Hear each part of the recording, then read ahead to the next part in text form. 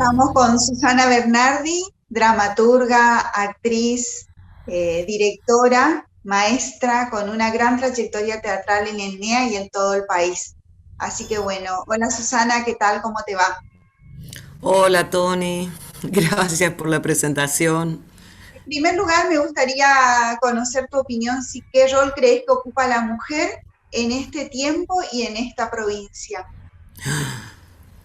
La pregunta, yo creo que tenemos un gran trabajo por delante. Eh, si me permitís que haga como una introducción. Estos días la tele nos bombardeó con imágenes de mujeres que a mí personalmente me llevaron a reflexionar bastante. Pasaba de la tristeza a la indignación, de la indignación a la bronca, de la bronca al dolor. Eh, Hay una imagen que ayer creo que fue cuando desalojaban una estancia, que si bien no es en nuestra provincia, pero las hay. Veía a una madre rodeada de sus hijos varones esperando que la policía saque a sus hijas. Era tan grande mi indignación que yo decía, ahí tenemos que poner el ojo, porque no pasa porque sean familias ricas, son mujeres. En este caso, una mujer que muestra perfectamente una cultura patriarcal. No sé las historias ni los enriedos de ellos en cuanto a su herencia, pero muestra hasta dónde puede llegar una mujer cuando culturalmente la formaron para apoyar al hombre, ¿no? Entonces yo decía, y lo relacionaba con el caso de esta otra mujer que fue asesinada en un country por su esposa, por su esposo, perdón. Eh, Miraba a estas mujeres que estaban ahí en la tranquera de la estancia, esperando como si fuese no sé qué, que salgan los de adentro.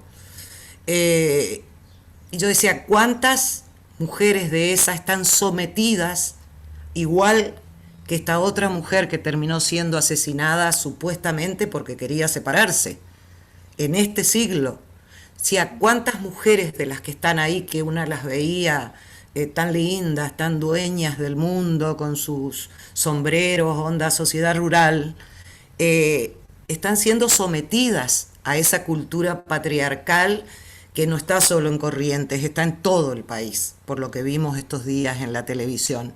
Y pensaba que ahí está precisamente, tiene que estar nuestros ojos, ¿no?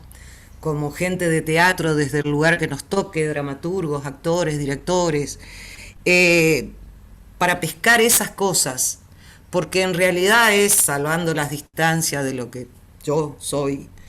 Con Shakespeare, yo justamente estos días estaba releyendo Rey Lear y cómo él puede entrar en esos dobleces del alma humana para mostrarnos eh, qué estúpido puede ser el poder a veces. Entonces yo creo que nosotros con esa realidad tenemos que estar constantemente mirándola, analizando los símbolos, analizando los elementos que tenemos, porque por más que sea un mundo que parece que nosotros no estamos cerca de ellos, pero en definitiva sí, porque son los que marcan pautas culturales con las que nosotros después tenemos que vivir y luchar. Sí. ¿Y qué significa el teatro para vos? Y el teatro, con mi familia, digamos, es mi vida. Yo hace unos años tuve que parar la máquina, digamos, en cuestiones de dirección, de dictar talleres, docencia, todo eso por un problema de salud, pero el teatro nunca dejó de estar en mí. Entonces en esos momentos que tuve que, en realidad yo entré en aislamiento antes de la pandemia, decir, bueno, ¿qué hago con lo que tengo? Y tenía una deuda muy pendiente que era escribir obras que no había terminado de limpiar, trabajos que tenía inconcluso, entonces dije, bueno, me dedico a eso ahora, que es lo que puedo hacer, ¿no? Desde mi casa. Y por supuesto, estar pendiente de todos los compañeros de la provincia y de la región, en estos momentos tan complicados que nos tocan, ¿no? Esta obra, Margarita en la oscuridad mía, que fue seleccionada por el Instituto y el Cervantes, es un poco eso, ¿no? El estar pendiente de lo que está pasando hoy, y sin embargo, cuando empiezo a escribirla, me lleva a una época que para mí había estado como un poco olvidada, eh, a todo lo que tuvo que ver con las ligas agrarias, con la lucha por la tierra, pero no lo hice consciente.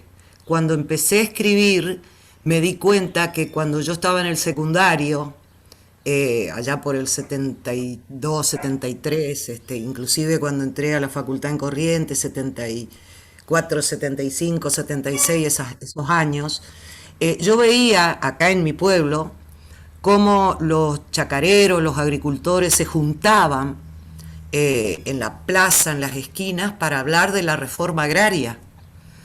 Y no fue un tema que yo lo seguí.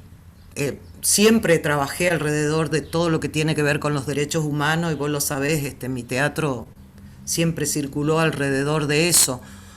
Pero en este momento me vino eso cuando veo esa noticia en la tele de que habían ingresado a un country, a una mucama en un baúl. Tuve el mismo sentimiento así de espanto, de indignación, porque me vino secuestro, y me vino la primera línea con la que empieza el texto. Y empecé a escribir casi como dejando fluir eh, la conciencia. Y me encuentro con que era una niña que había nacido en cautiverio, pero hija de una mujer que había venido a Corrientes a evangelizar, a alfabetizar, a enseñar, y que tenía que ver con la lucha de los campesinos. Y a medida que la escribía pensaba, no tiene grandes pretensiones el texto, no es una gran obra, yo soy muy consciente de eso, está a mitad de camino entre lo dramático y lo narrativo, porque yo decía, ojalá la pudiéramos hacer con los del grupo para presentarla en los colegios secundarios, para presentarla en los profesorados de historia, como una forma de instalar un tema, porque nosotros siempre hablamos de los desaparecidos, pero también en nuestra región tuvimos desaparecidos desde la época de las ligas agrarias, y yo no sé si esos temas se están viendo en, en los colegios, en los profesorados, sé que Chaco toca ese tema, sé que Marcel Combo hizo un documental, pero acá, por ejemplo, yo no sé si en mi lugar, digamos, yo siempre parto de donde estoy, ¿no es cierto? Después si sigue camino, bueno, ya es otra historia. No sé si esos temas los chicos los están viendo a través de la educación. Y es una parte de nuestra historia que nos corresponde, porque ahí hubo mujeres en lucha, las mujeres luchaban a la par de los hombres, porque sufrían el problema de tener un pedacito de tierra que ni siquiera les pertenecía, pero trabajar para los grandes dueños del algodón, del tabaco, etcétera, etcétera. No sé si con eso te contesto. Yo es lo que puedo hacer desde mí. eh, y creo que todo lo que le pase a una mujer en donde sea, y no me importa si la mina tiene, qué sé yo, ponerle el caso del country, 10 casas, invierno nueva, es una mujer que en su hogar sufrió el mismo tipo de maltrato, abuso y sometimiento que clientes. Y las dos me producen igual grado de indignación y estoy tratando siempre de decirlo de alguna manera. De esta obra que vos hablás se va a poder ver en forma virtual, ya que están trabajando como actriz Karen y el director va a ser Luigi y se va a poder disfrutar en plataforma virtual. Así que me parece que también es una propuesta con un acercamiento concreto y sobre todo me parece necesario en las nuevas generaciones. En tu larga trayectoria, ¿tuviste algún maestro que significó un quiebre o un antes o un después en tu carrera? Sí, yo reconozco como dos maestros grandes, ¿no? Uno fue cuando fui a la escuela internacional en La Habana, conocerlo a Binoche. Él tuvo mucho que ver en la preparación del actor, fue lo que digamos, me iluminó, que es lo que tiene que hacer un maestro. pero me iluminó desde un lugar de, yo te doy esto que ni siquiera lo llamo técnica, pero vos anda a buscar desde tu tierra, que me parece que es lo que también tiene que hacer un maestro, ¿no? No hacer lo que yo digo y lo que yo hago, sino los creadores trabajan desde el lugar donde viven, desde lo que maman, desde lo que los hace ser, en una palabra, y que tiene que ver con la identidad. Y de eso también habla un poco Margarita. O sea, cuando uno palabra a palabra va buscando quién es uno, porque es la única posibilidad que tenemos de ser. Y el otro maestro es Vicente Citolema, desde lo que uno quiere contar, cómo contarlo, porque, o sea, nosotros empezamos ya de entrada, Raíces medio que buscó hablar desde Corrientes, un infierno donde suspira Santa Honoria la Colorada, que era de Mauro Italo Maciel, de Mauro Santamaría Italo Maciel, hablaba del caudillismo en la provincia, hablaba de, bueno, de todo el mundo correntino. Una dueña de estancia, una patrona, una mujer que sería comparable a esta mujer que veíamos en la tele estos días. Después, la Dionisia, también. Yo por momentos le decía a Luigi, me parece que la Margarita es prima hermana de la Dionisia, ese tipo de mujer sometida por el poder en Corrientes de alguna manera, ¿no es cierto? Eh, y con Vicente yo busqué eso, ¿no? O sea, tengo cómo preparar actores, pero también quiero saber cómo hablar desde nosotros. Y bueno, con la antropología teatral poética de Vicente, también, ¿no? Un camino así de búsqueda desde nosotros. Porque yo a veces pienso que hay un problema con el federalismo también en el teatro. Hay grandes centros de poder cultural que tienen ya hecha su trayectoria y tienen sus nombres. Entonces, cuando nosotros vamos a plantarnos con lo nuestro, a veces los que son investigadores, los periodistas, los jurados, los que son los que están encargados de decir esto sí, esto no, esto vale, esto no vale, están más en conocimiento de esos mundos. Y nosotros como que tenemos que remarla demasiado. A mí me parecía bárbaro cuando el instituto tenía los concursos federales de dramaturgia, porque a veces en los concursos nacionales vos vas a tener que salen a lo mejor 10 autores, autoras de estos grandes centros de poder, principalmente Buenos Aires, y por ahí te sale uno de Mendoza, o uno de Córdoba, o uno de... Entonces creo que también esa es una lucha. Y si encima sos del interior como en mi caso, y mujer, bueno. Volviendo un poco a uno de tus maestros, Jean Binoche, ¿trabajaste más el tema de la máscara o la cuestión de todo lo que tenga que ver con el teatro oriental? Las dos cosas, cuando en el primer taller que hicimos en La Habana, tenía que ver con la máscara, pero una máscara que si vos sacás la máscara, el cuerpo entero es la máscara, por eso la forma en que él prepara el cuerpo del actor, ¿no es cierto? Y en el segundo encuentro, digamos, que fue en México, fue totalmente sin máscara, pero siguiendo para completar ese círculo que había empezado en el primer encuentro, digamos. Sí, esa búsqueda de un cuerpo poético es toda una búsqueda, ¿no? Yo estaba en estos tiempos revisando todos esos apuntes, buscando la forma de poder dejarlo escrito para que no se pierda en mí o en Luigi, que es el que lo sigue, porque me parece importante el trabajo con el cuerpo del actor. Y ni hablar del cuerpo en este momento, que somos cuerpos que estamos aislados, sometidos al miedo de un virus que no sabemos de dónde nos puede venir, hasta del ser más querido, no sabemos a dónde nos lleva. Entonces yo me preguntaba también estos días, ¿qué pasa con estos cuerpos que después tienen que ir a los escenarios a decir las cosas, ¿no? Vos tuviste la posibilidad de ser jurado del Instituto Nacional del Teatro. ¿Cómo ves el teatro del país en este momento? La verdad fue una experiencia que a mí me gustó mucho, porque fue una posibilidad de ver sabés que durante los 2 años que yo fui jurado, que es muy largos de acá a Buenos Aires, llevaba un diario.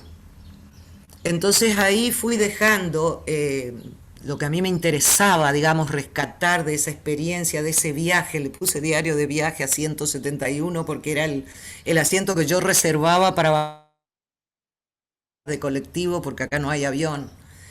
Y ahora lo estoy limpiando y que veo que si uno no deja la palabra escrita, obviamente se olvida. Cosas que yo me había olvidado y que digo, uy, esta obra yo la vi. A mí me pasó una vez ser jurado, y en esa ocasión jurado de un concurso de dramaturgia nacional. En esa oportunidad ganó Pajarito, de un dramaturgo mendocino. Y me pasó después, como jurado nacional del instituto, poder ver la obra en una fiesta nacional. Son esas cosas que vos decís, bueno, y lo nombro a esta obra y nombro a este dramaturgo porque a mí me parece que ese es el teatro de las provincias que me resulta sumamente valiosos. Entonces van quedando así como obras, ¿no es cierto? Eh, Me acuerdo también de una... O sea, lo que quiero decir con esto es obras que son honestas, que no tienen miedo a un poder que está instalado y que te puede decir, esta obra, las obras se tienen que escribir así porque son las que en el circuito cultural funcionan. Y a mí me parece que eso es lo valioso también de que el instituto defienda. ¿No es cierto? Que cada uno tenemos nuestras realidades, nuestros sonidos, nuestras texturas, nuestra historia, nuestras culturas ancestrales que nos hacen ser, y que si no hacemos desde ahí, estamos copiando a otros, pero no son honestas ni valientes cuando hay copia. Sí nos pueden dar a lo mejor un éxito, pero no es una obra honesta. No hay Me pregunto, valentía en el que la escribe. Yo prefiero perder hablando de lo mío y no ganar copiando un producto autorizado. en este último tiempo se hizo hincapié y en las fiestas nacionales se ven las selecciones mostrando las regionalidades y me parece que eso es súper interesante como para ver y muy interesante para ver como público también. Claro, porque cuando uno quiere ver algo, ¿qué quieres ver? Algo que te muestre lo que es ese lugar. Yo siempre digo, yo no sirvo para turista, para que me muestren la estampa, soy aburrida como compañera en turismo.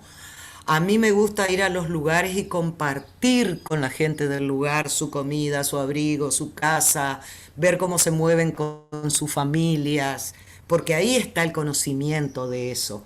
Y creo que el teatro también, ¿no? De alguna manera nos tiene que plantar eso, que uno diga, ah, mira, esto es Corrientes. Y no estoy hablando de que sea folclórica, telúrica, ni nada de eso. No estoy hablando de eso. Pero sí estoy hablando de una honestidad de encontrar poéticas que sean nuestras. Y con respecto ya que estamos hablando de obra de teatro, ¿qué tiene que tener una obra de teatro en cuanto a actuación, dirección y puesta para que te atrape? Una de las cosas que yo aprendí con Binoche es que cuerpos cotidianos los tenemos todo el día alrededor nuestro. El cuerpo del actor tiene que tener algo más, no tiene que tener un trabajo con la energía, un trabajo que transforme ese cuerpo y lo agigante en el escenario, que no sean cuerpos fosfos flojos. Eso es lo que yo miro. Y porque para que sean cuerpos cotidianos tenemos la televisión, ¿no es cierto? Vos ves las novelas en televisión o lo que muestran, pero un cuerpo transformado por la energía es un cuerpo distinto. Me acuerdo haber visto en un festival Cassandra de un autor uruguayo blanco dirigida por un director de Córdoba, que son esas cosas que pasan los años y esas imágenes y esas no se te van de la cabeza. Yo la primera vez que vi en Cuba una obra de Flora Lauten sobre la Cándida Heréndida, yo hasta el día de hoy tengo la voz de la actriz diciendo el viento de la desgracia, y no era una voz que estaba a mitad de camino entre el decir y el canto. Las imágenes, porque era en una capilla además, y nosotros estábamos sentados en unos tablones, todos apretujados, un calor de morirse, y sin embargo, chau, nos fuimos del tiempo. Para mí una obra que te saca del tiempo, que te mueve todo y que pasan 30 años y vos no te olvidás esas imágenes, porque en esa capilla, en ese largo, se nos iba descubriendo, como que nos iba viniendo la puesta hacia nosotros. Ese momento yo no me lo olvido y eso fue maravilloso. No sé si te contesto, Tony. Sí, perfecto. Con respecto a la elección de las obras que dirigiste, ¿cómo surgen? ¿Por la situación social, por el momento político, por un hecho en particular? ¿Cómo se da? Que yo elegí para dirigir. Sí, las obras que elegiste para dirigir. Y yo tengo a mí no me gusta hablar mucho de mí, pero lamentablemente esto es muy autorreferencial, tu pregunta, entonces tengo que hablar de mí. A mí siempre me dolió la injusticia, siempre. Yo cuento ahí este trabajo que te digo que hacía cuando viajaba, que iba a la escuela primaria y una compañerita me llama, que la acompaña al baño y me muestra, levanta el guardapolvo y me muestra, y tenía todas las piernas marcadas por los cintarazos que le había dado el padre. Fue el primer contacto, yo que era una nena mimada, criada entre abuelos, tías y demás yerba, que yo tuve con que alguien podía ejercer violencia sobre un cuerpo indefenso. Esto me di cuenta después de mucho, yo cuando elegía las obras no. Sí sabía que la injusticia me duele, sea en quien sea. Creo que me duele más cuando la veo en un ser indefenso que en mí, o si es contra mis hijos o cosas así. Entonces ese tema de la injusticia a mí me marcó evidentemente. Además pertenecer a una generación, yo terminé el secundario en el 73, vi desaparecer gente en Casero, compartí los comedores donde nos corrían en Corrientes, si bien yo nunca, digamos, milité activamente, pero sí esa conciencia de lo injusto. Creo que es eso lo que siempre me llevó a elegir las obras. Y ahí encontré en la dramaturgia de Vicente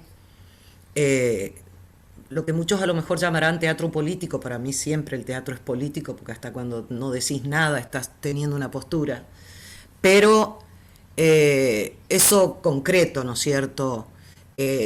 Cuando fue Gurka, por ejemplo, Gurka, una vez un periodista me preguntó: ¿y vos qué tenés que ver con Malvina, con Gurka? Acá había ejércitos y los trenes salieron cargados de chicos a Malvina. Acá hay un excombatiente por cuadra, ¿entendés? Entonces, siempre me interesó eso paralelo, ¿no es cierto?, de lo que está pasando en la realidad y lo que la dramaturgia atrapa de alguna manera y lo hace ver con una palabra bella que entonces el público puede reaccionar desde otros lugares. Nos pasó con Mr. Tonkin cuando hicimos, ¿no es cierto? Me acuerdo que es de Mauro Santamaría, me acuerdo una función en el Vera. Estábamos nosotros adentro haciendo la función para los chicos y afuera los del paraje Yajaveré estaban reclamando que le saquen los alambrados. Yo creo que esa fue una de las características del teatro que yo dirigí, de ir como paralelo con lo que nos estaba pasando. Porque fíjate, en esa tranquera de la estancia que estaban desalojando había un periodista. Hablaba de las personas que estaban adentro como si fuesen apestados, pero apestados de pobres, de una clase inferior. El periodista decía: acá sí que se vive bien. comen buena carne, bla, bla, bla. Era como que era maravilloso todo eso que estaba sucediendo ahí afuera. La gente a veces lo único que tiene es la tele para informarse. Y ahí es donde el teatro puede entrar y mostrar ese- esa otra cosa, que dicha, como lo dice el teatro, puede que a la gente le empiece a funcionar el juicio crítico de otra manera. Ah, miércoles, yo no lo pensé así. No sé si te contestó, Tony. Raíces se crea hace 37 años y en una entrevista que te hicieron vos dijiste que surgió a partir de un taller que hiciste con Roberto Stabile. ¿Y cómo es hacer, cómo fue y cómo es hacer teatro en una ciudad como Monte Casero que está a 400 kilómetros de la capital correntina? Oh, te puede costar la vida. Digo, la vida de dejar la vida en el teatro. Sí, nosotros consideramos el año de inicio de Raíces, que fue cuando nos congregamos como grupo y le pusimos Raíces, el 84, por eso siempre decimos empezamos con la democracia. Pero ya unos años antes, Roberto Stabile, que estaba un poco exiliado en Libres, él desde las municipalidades trabajaba con un grupo en Libre, un grupo en Curuzucuatiá y un grupo en Montecaseros. Cuando él deja de trabajar acá, nosotros intentamos seguir como nos prendió la chispa, no hay duda. Intentamos seguir como podíamos, buscábamos directores de Concordia, en esa época acordate que no existía el Instituto Nacional de Teatro, entonces todo lo teníamos que hacer a pulmón, pedir plata, vender empanadas para pagar los pasajes de los directores. O sea, ni se pensaba en que nosotros ganemos un peso de entrada porque era totalmente para los gastos. No teníamos sala, nos prestaban un día el Club Español, otro día una escuela, otro día, no sé, no te puedo decir los lugares por los que giramos para poder mantenernos. Y Roberto fue como como el padre de esto, ¿no? Eh, Obvio, después vinieron los momentos en que había que, el teatro no es fácil, ¿qué íbamos a decir? Porque de repente te venía un director de Buenos Aires con un texto de Gasalla. Y nosotros medio que, a mí me encanta lo que hacía Gasalla, pero no eran nuestras palabras, no era nuestra. Entonces ahí viene el infierno donde suspira Santa Honoria la Colorada, que era una dramaturgia correntina. Y ahí también, bueno, quienes elegían seguir ese camino y quienes creían, y con toda razón y derecho, que el teatro era otra cosa, que no había que meterse en temas políticos, que creo que esa fue siempre nuestra lucha, ¿no? Como te decía hoy, tocar temas tan actuales, por ahí hace que vos hagas una obra, pero después te enfríen 3 años. Vos no te olvides que nosotros, la Dionisia fue censurada, la Antígona no consiguió jamás lugares donde hacerla en Corrientes porque tenía que ver con el robo de bebé y Marta Peloni. Y la última fue Piqueteros, que fue muy defendida por Lichinki y que por eso pudo seguir. Pero siempre la censura era una cosa que estaba ahí arriba. Hay gente que a lo mejor estaba en el grupo, pero que venía y te decía, mirá, yo de todo corazón quisiera seguir, pero yo trabajo en tal lado y corro ¿Cómo riesgo. fue, ya que sacaste el tema de la censura, cómo era pasar esos momentos? ¿Cómo era transitar esa etapa de censura de una obra en un grupo? Y es como que nosotros, digamos, tanto Mauro, yo lo teníamos claro en esas épocas, digamos, éramos los más grandes. Yo siempre tuve claro que nunca fui correcta políticamente. Por ahí no soy de o en esta vereda o en esta. Me gusta ver los vericuetos en cualquier lado, porque creo que la creación tiene que salir de esos lugares, si no es panfletario. Pero era difícil porque en cada una de esas seguro perdía gente. Porque no te olvides que no estaba tampoco el instituto para defender Una propuesta. un trabajo, una propuesta, para que te avale de alguna manera. Yo no sé si los chicos de ahora se dan cuenta de lo que eso implica. Uh -huh. Eh, el, el teatro no estaba bien visto. Vos pensás en un pueblo que en ese momento tenía 25.000 habitantes, hacer teatro, y era ser la loca del pueblo.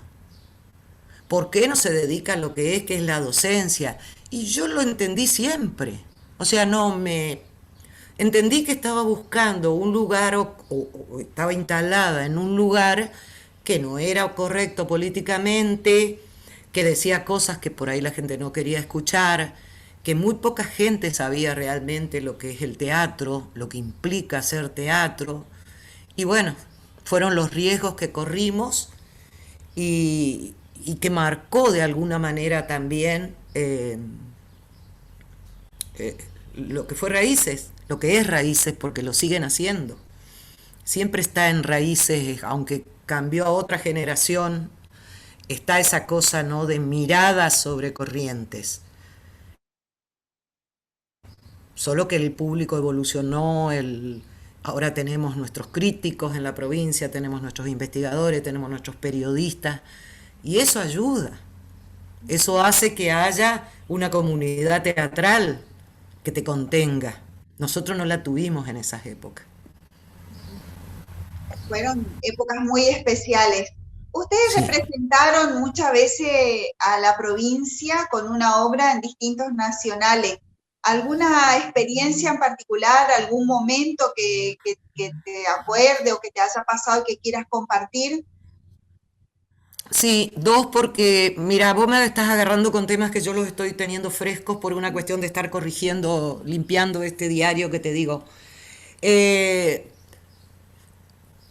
cuando presentamos La Pasión del Piquetero en Buenos Aires y el papá de Darío Santillán estaba sentado en la primera fila. Esa fue una cosa que yo no, todavía digo, no encuentro palabras para describir, porque vos sabés que era una obra que hablaba con el lenguaje de la blasfemia. Esos bufones decían cosas terribles. Casualmente ayer yo le decía a Luigi, cuando vi la gente del campo gritándole a los muchachos y las chicas que salían, me hizo acordar los bufones de la pasión del piquetero. Estos negros de tal por cual, que hay que hacerles tal cosa, que tremenda. Y sentir que el padre estaba escuchando esas palabras fue terrible. Hubo uno de los chicos que hacía uno de los bufones. Nosotros teníamos que hacer dos funciones. Cuando terminó la primera, que fue la que miró el papá, terminó hecho un ovillo llorando en el camarín por el impacto que le produjo haber dicho eso. Después, bueno, salimos, él nos agradeció, nos abrazó, lo acompañamos con Vicente hasta la vereda, y esa es otra de las imágenes que tengo. Así como él yéndose solo por una callecita de Buenos Aires con... Entonces vos decís, ¿qué es el teatro? ¿Cómo no creer en el teatro? Con todo el dolor que nos causó decir esas cosas delante de ese papá. Esa es una. Otra, eh, por ejemplo, salir, después viste que después de la función uno va a comer, y que vengan compañeros de otras provincias y te digan, che, nos dijeron que estuvo muy buena la obra de ustedes, nosotros no la fuimos a ver porque dijeron obra de corriente, elegimos una de... Esas cosas son las que a mí me daba bronca. O sea, ese prejuicio, ese estigma que hay todavía, inclusive entre teatreros, que se suponen, no, porque si es de tal lado no puede ser buena. Ese es el trabajo que todavía nos queda al NEA. Sí. Y creo que no solamente es solamente con el NEA, también con otras regiones del Sí, país. sí, sí, porque hay poquitísimos lugares, yo digo el NEA porque es desde donde estamos hablando, vos me preguntabas hoy de mi experiencia y la verdad mi experiencia es en el NEA. Esas son las cosas por las que nosotros tenemos que trabajar mucho, ¿no es cierto? Porque hay mucho prejuicio, hay muchísimo prejuicio. Te ponen el rótulo y fuiste. Y entonces se necesita gente en los distintos lugares, en los críticos, en los investigadores, en los periodistas, que también defiendan Y defender no es solo decir todo es lindo, no, a veces también es la crítica, ¿no es cierto? La crítica a un compañero no es para destruirlo, no tiene que ser para destruirlo. A mí me han hecho críticas feroces. Una vez un maestro en Cuba me dijo, el que no tenga la fortaleza suficiente se va a poner un kiosco. Y son las cosas que a vos te sacuden, y si no estás dispuesto a estudiar, a investigar, a esforzarte, a entrenar, a hacer las cosas muy en serio, no las carreras, no delirándote con que estás inventando algo porque ya lo inventaron todo, conociendo mucho, eh, damos lugar a veces. Entonces cuando a un compañero le decís ponete a estudiar, hacer tal cosa, es para ayudarlo porque otros nos han ayudado antes a nosotros. Yo te voy a contar una cosa. Yo una vez, el primer trabajo de dramaturgia que iba a hacer con Vicente, estaba en Buenos Aires, tenía que ir a la casa de madres, a la Universidad de Madres, donde me iba a hacer las primeras lecturas. Yo le entrego abierta, re contenta con mi primer trabajo, yo paraba en un hotel y le digo, Vicente, eso es el borrador que tengo, lo dobla, me hace 3, 4 preguntas y me dice, bueno, anda a trabajar. Le digo, pero Vicente, no lo miraste. Y me dice, no, ya sé lo que es un primer borrador. ¿Entendés? Esos maestros no tienen piedad y está bueno que no la tengan.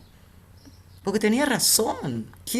Imagínate. Yo estaba queriendo escribir sobre los mitos en la Laguna de Libera. Estaba haciendo palotes recién.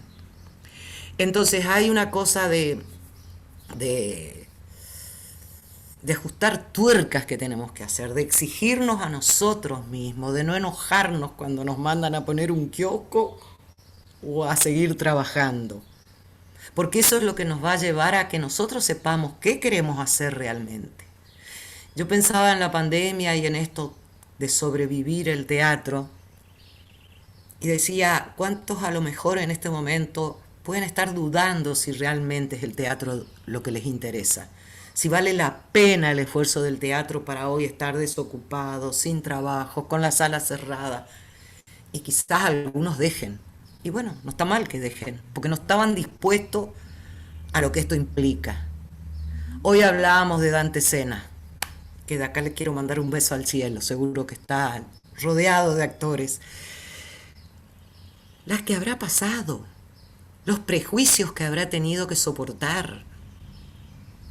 ¿Entendés? Entonces, no cualquiera que hizo a lo mejor 2, 3 años de un profesorado es el gran actor. Hay que laburar mucho para ese teatro y hay que fortalecerse mucho y hay que saber lo que se quiere decir, lo que se quiere hacer. Y desde un cuerpo que no sea el mismo que tiene, con todo respeto, un kiosquero, un carpintero. Sí estudiar el cuerpo del kiosquero. Dónde está su eje, cómo coloca los pies, cómo coloca su cuerpo. El carpintero en su repetición. Hay 1000 cosas que tenemos que aprender de ello. Pero nuestro cuerpo tiene que estar trascendido por una energía distinta que es la que te da el escenario. Bueno, también realizaron muchas giras internacionales y vos hablaste hoy, y está bueno resaltar antes del instituto. Así que como un gran desafío en todo ese momento hacer, con Dionisia la Menora estuvieron en Cuba, después con Gurka también fueron al Paraguay. Bueno, ¿y cómo fueron? ¿Querés alguna cosa que rescate de esas experiencias de Vos sabés otros que países, otros públicos? yo creo, Tony, que cuando la vida te pega por un lado, te da cosas buenas por el otro. Porque por ahí una obra que acá fue censurada, la rescataban en un festival internacional de teatro en Cuba. Y era como, Mauro debe tener fotos donde la gente se peleaba para entrar a verla. Y fíjate que nosotros hablábamos de esos temas cuando no se hablaba de derechos humanos, por eso también pagamos el precio que pagamos, ¿no es cierto? No puede ser, sí, sí, todavía quizás haya casos de analfabetismo y de abuso ni hablar. El tema es que nos habíamos como anticipado un poquito sin tener estructuras que nos defiendan y pagamos el precio a lo mejor de manera individual. Quizás si nosotros hubiésemos tenido otros apoyos, hubiésemos llegado más lejos, ¿no? Pero eso fue lo que nos tocó. Yo me acuerdo que estaba en un programa de radio donde tenía que hablar de la Dionisia y conté que uno de mis hijos se llamaba Camilo, por el compañero del Che. Cuando salí de la radio, me estaba esperando un muchacho que me regaló un billete cubano firmado por el Che, cuando el Che era eh, director del banco después de la revolución. Yo no lo quería agarrar porque para mí eso tenía un valor sagrado para él. Y me dijeron, se ofende si no, porque esa es la generosidad de un cubano. Él solo me había escuchado en la radio, había visto la obra y me pidió que se lo traiga a Camilo. Por supuesto, Camilo todavía lo tiene. Esas cosas que acá nos prohibían y éramos unos locos, en otro lado, y eso nos pasó siempre.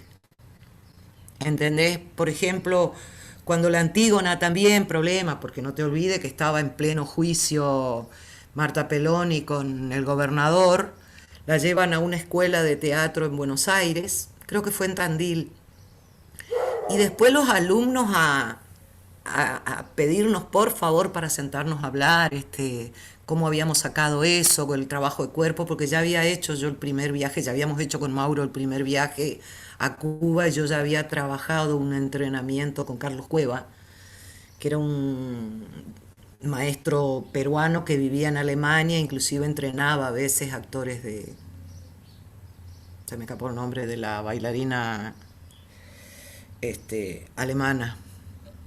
Entonces, siempre era así, viste, acá en Corriente unos bárbaros locos y en otro lado el apoyo de gente que le interesaba el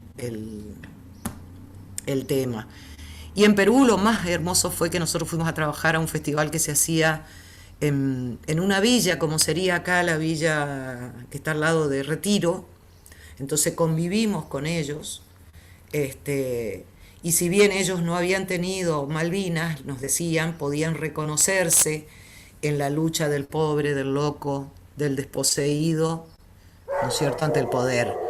Y me acuerdo que una vez la hicimos en un anfiteatro al lado del mar, y ver Gurka con el sonido del mar atrás y que los actores digan frío, un frío como era, viste, son esas cosas que, o sea, yo terminé con una jubilación de miércoles como trabajadora de la cultura, pero eso fueron las grandes satisfacciones que me dio la vida.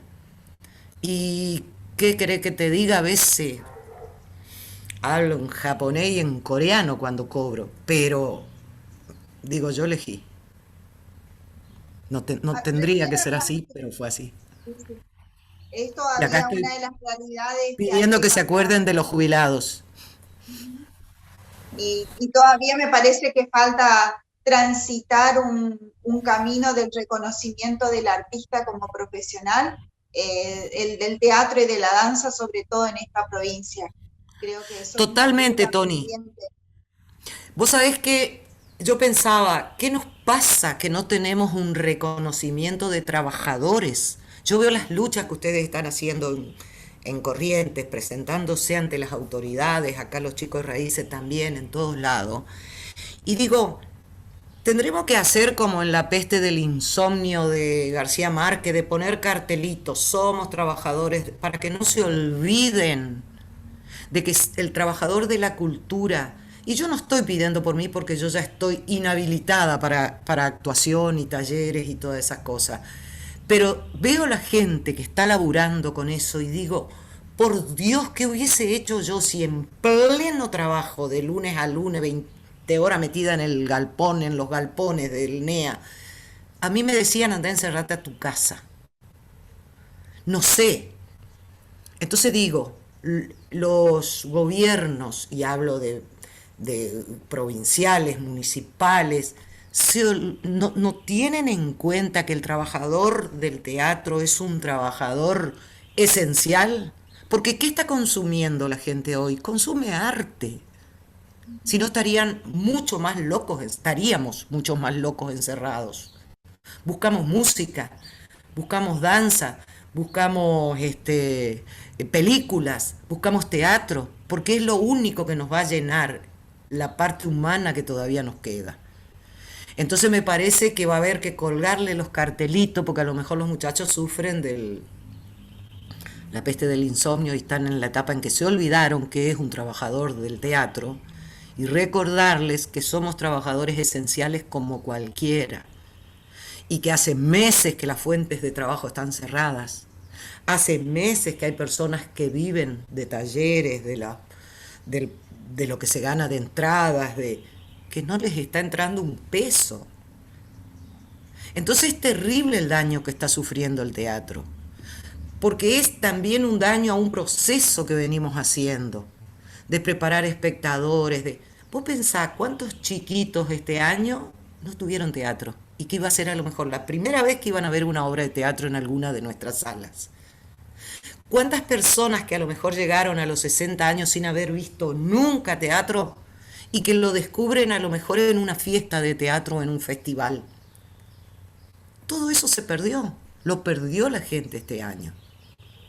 Después va a haber que remontar todo esto porque esto va a pasar.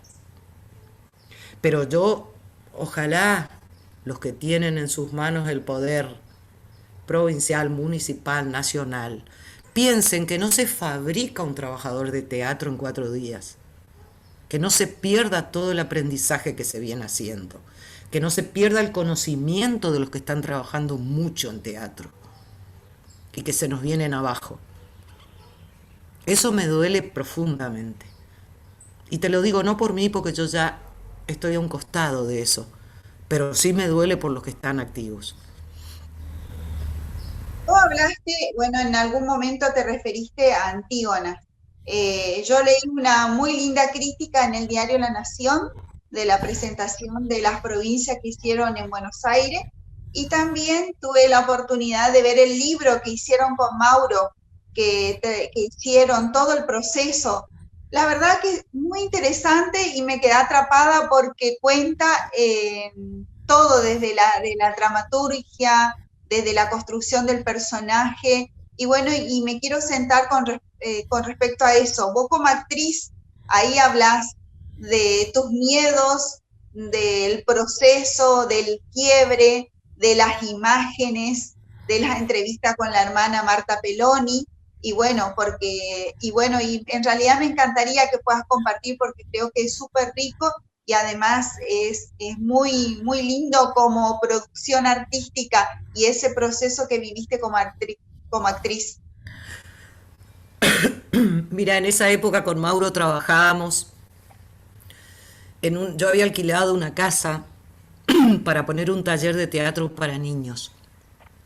Y en una de las habitaciones trabajábamos una chica que estaba acá en Casero, una cordobesa que hacía acá el secundario, hacía de asistente. Mauro le dejaba todas las marcaciones y venía creo que una vez al mes, ponele. Caio Paterlini, con el que entrenábamos, porque yo ya había ido, o ahí ya había hecho el taller con Carlos Cueva en Cuba, y que fue cuando volvimos, y en esa época no había correo electrónico, no había nada, nos mandábamos por correo, Tal, ese, y nos llamábamos con el teléfono. hijo. Claro, Mauro me dice, Antígona, lo habíamos hablado antes del viaje. Cuando yo vuelvo, en esa época recibía La Maga, una revista de cultura. Abro así y estaba Marta Peloni. Eh, y el titular era, si, me acuerdo hasta el día de hoy, si me callara sería cómplice. Pum, doblo la hoja, la meto en un sobre, va Mauro, que en esa época vivía en Buenos Aires. Mauro, Marta Peloni es Antígona. Nada más que ella, en vez de enterrar, está desenterrando. Y bueno, y ahí empieza el proceso, ¿no es cierto? Donde de repente Mauro traía un texto de Antígona de Sófocles, lo probábamos. Yo estaba muy embalado en Cuba, él también había ido, así que nos podíamos entender. Entonces, bueno, fue esa mezcla, digamos, de lo que estaba pasando en la provincia, que de verdad robaban bebés.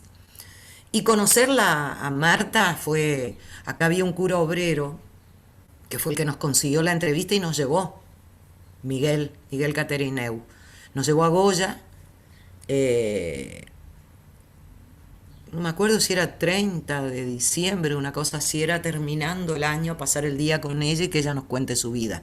Entonces era trabajar con los textos de Sófocles, trabajar con la historia de Marta y pasar todo eso, bueno, por un trabajo que Mauro dirigía, digamos, de improvisaciones. Sí, fue una experiencia, digamos, podría decir que fue una de nuestras primeras búsquedas así en serio, con técnica, con... Pero, como te digo, se la vio en alguna universidad afuera y en la provincia se la vio en un festival en Paso de los Libres y chau, se evaporó. ¿Entendés? Ese es el trabajo que hace la censura. Te recontra en broma en ese sentido. Yo pude participar en una hermosa experiencia que fue el primer festival de la Triple Frontera. Bueno, justo fue en junio, hacía muchísimo frío porque al estar usted ubicado en el sur de la provincia se siente mucho y en realidad las calles estaban totalmente despobladas, pero llegaba el momento de la función y había una cola inmensa y se llenaba la sala. ¿Cómo es ese proceso de trabajo, de construcción de público en un lugar y en una sala en particular como es Raíces? Mira, Tony, siempre lo hablamos con Luigi. Nosotros teníamos a una persona sumamente valiosa en producción que era Clarita Agrasar. ¿Te acordás de Clarita? Sí, por supuesto. Ella era la que se encargaba de todo lo que era producción y yo me encargaba de la parte artística, digamos, del grupo. Y era un proceso que venía de... Nosotros nunca dijimos, queremos ganar en la provincia, queremos esto. No, nosotros hacíamos las cosas para caseros. Y después si trascendía, bueno, fue trascendiendo. Pero empezamos muy chiquitos, ¿no es cierto? En lugares, hasta conseguir un galpón, después otra sala. Durante muchos años nos sacaban el lugar cuando estábamos más o menos armándonos, vueltas, perder gente. Todo eso fue así. Pero después logramos tener un grupo donde había gente joven con mucha pila. Clarita, que estaba a cargo de producción, y yo que me hacía cargo de la... Entonces, cuando los grupos, los roles están eh, cubiertos,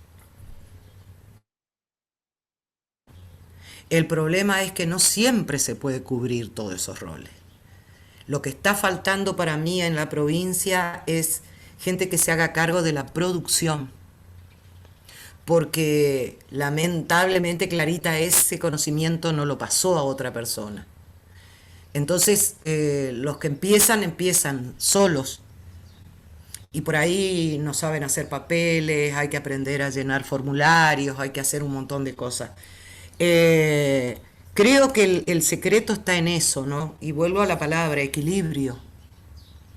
Que haya cada persona en el lugar de lo que sabe hacer y que ese lugar sea respetado. Eso es otra cosa. Que por ahí lo caótico que se está viviendo últimamente, yo veo como que no hay un respeto a las instituciones, a la ley, esto viene de años, ¿no? Entonces volver a respetar lo instituido. Pero para eso también los que ocupan los lugares tienen que ser dignos de ese respeto.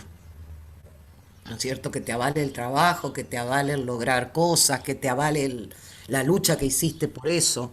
Eh, pero eran épocas en que nosotros trabajábamos de lunes a lunes, teníamos horario de taller, horarios de obra para chicos, horario de obras para los secundarios, horario de obras en donde hacíamos nuestras investigaciones.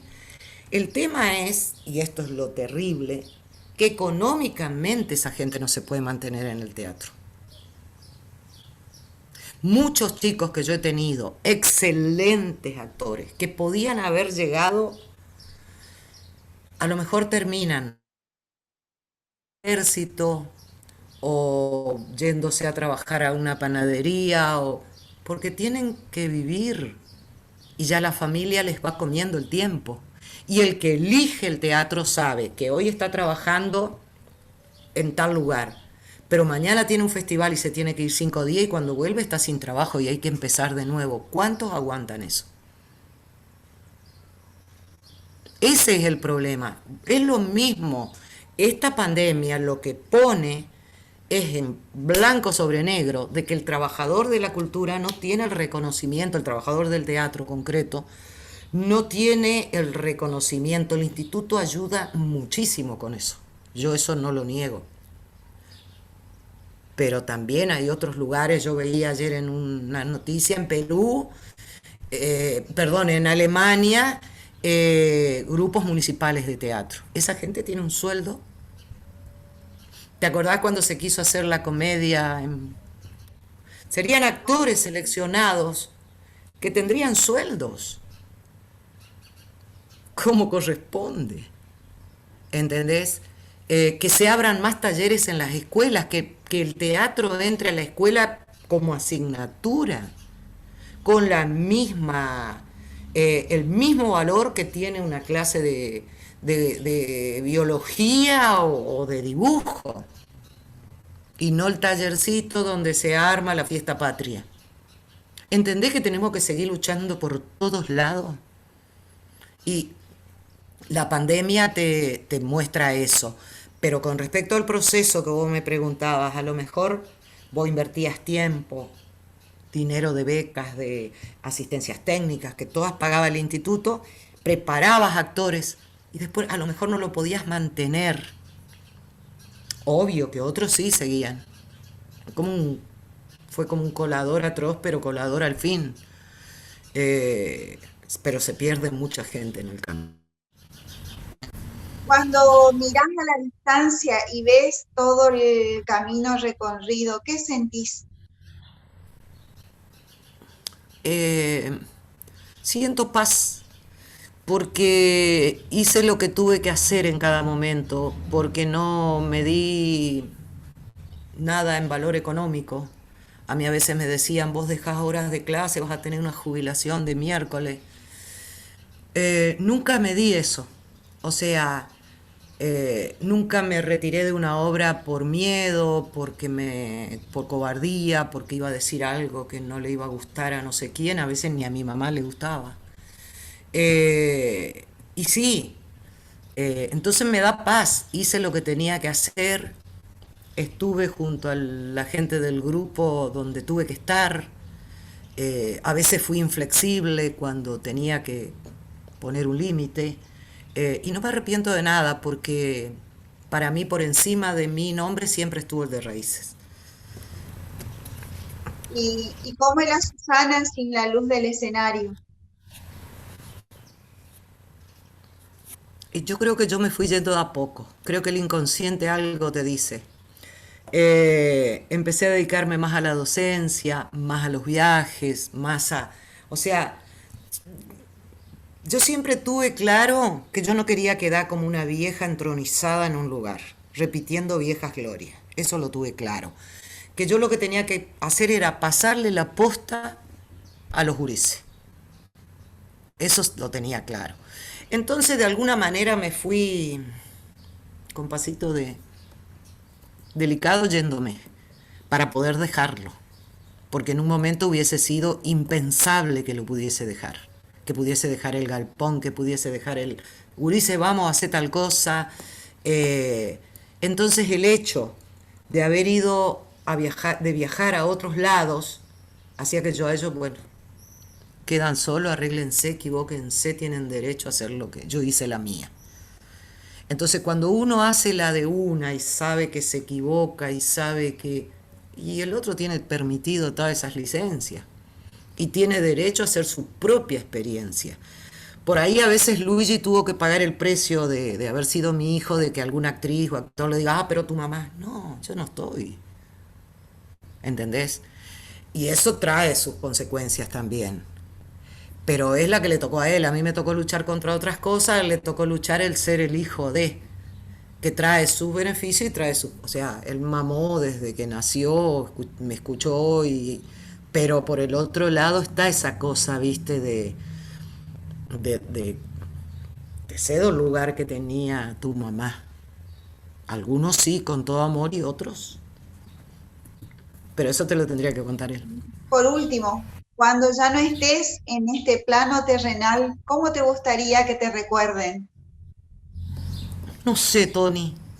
Eh, yo a veces a Sole le digo a mi hija, eh, y quizás eso diga, fui por mis incoherencias.